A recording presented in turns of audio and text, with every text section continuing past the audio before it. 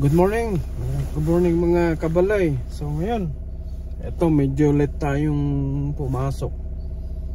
Kasi pinakiramdaman ko muna kung anong sitwasyon sa daan. May mga naulang akong mga katrabaho, tinanong ko kung anong sitwasyon sa daan. Kasi nagkaroon ng extreme weather dito sa buong Ontario, guys. So ang kapal ng snow sa daan.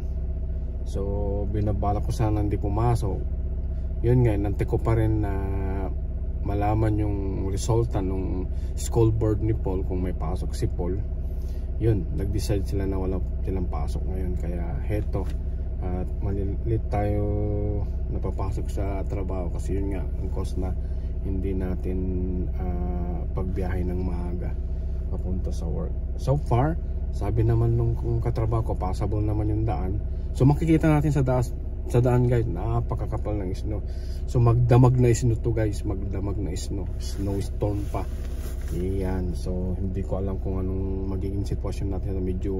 Siguro medyo mabagal ng konti. Yeah, so yun, tingnan natin guys sa daan. God guys, so yun guys, so ito, nasa daan na tayo papuntang trabaho. Ito po ang sitwasyon.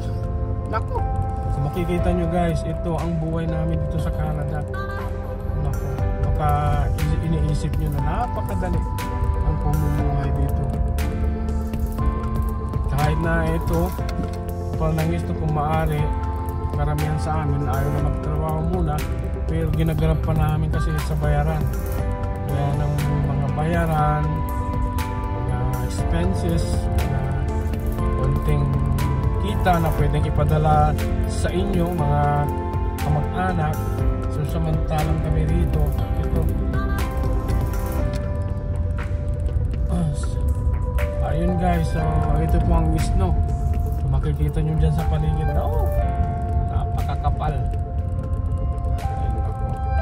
So malamang mga isa't kalahating oras bago ako makarating ng bayan.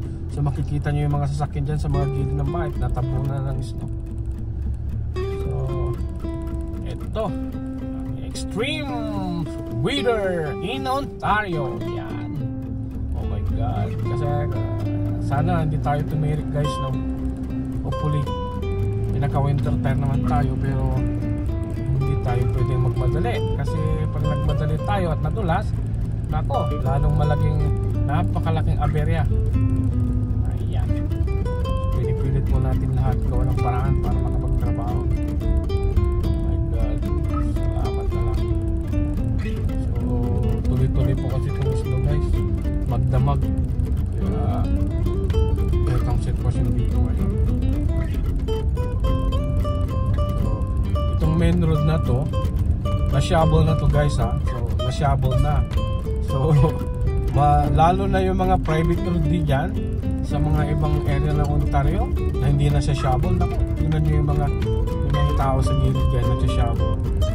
Yan, so nakakapal talaga. Masalamat lang tayo na nasa apartment tayo. Hindi tayo na siya shovel ng driveway, nagtatanggal ng snow sa sasakyan.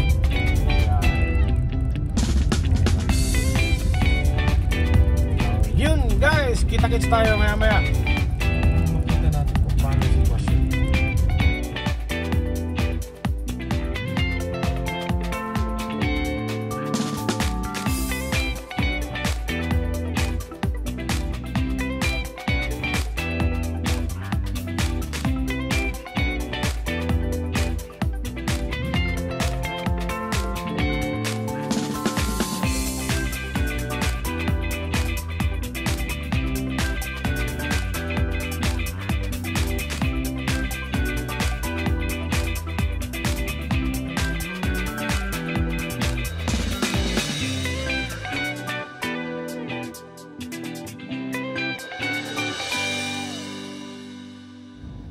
Ayun guys, sa traffic gawa ng kapal ng snow guys, hindi makaas mga sasakyan. Ito, tingnan nyo yun, oh.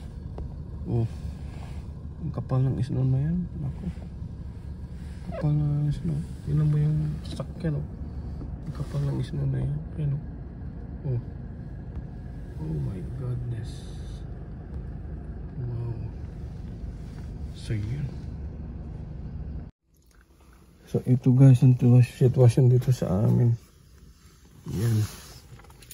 Kapal ng snow. Maraming hindi nakapasok ata. Gawa nitong snow na to. Yan, labas tayo. Ayun guys oh. Oh. Yun ang kapal ng snow dun sa amin guys oh. Kapal ng snow na yun. Oh my goodness. Yan. Grabe. Oh. Kapal. Maraming lake. So hindi lang ako. Siyempre sa kwan na rin. Sa traffic. Sa ano ng snow. Maraming mabagal na sasakyan. So tara guys. Mamaya ulit. Pagkatapos ng trabaho.